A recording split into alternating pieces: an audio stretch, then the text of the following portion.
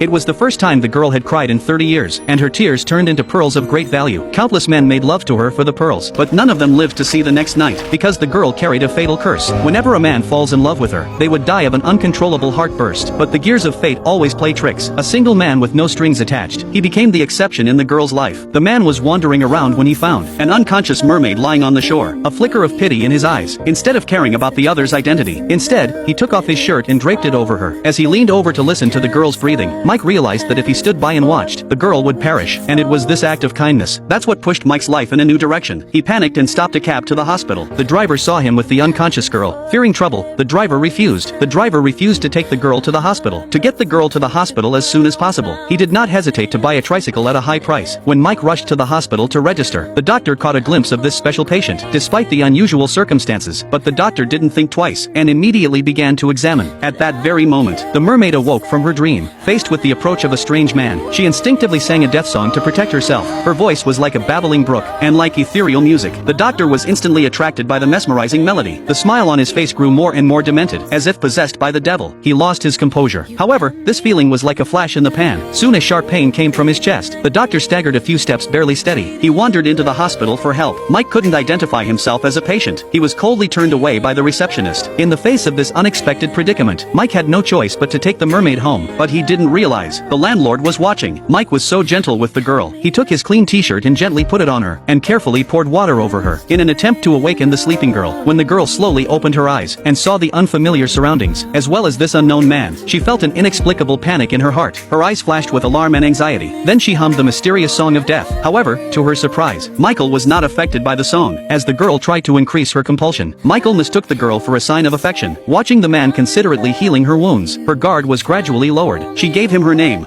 Lula.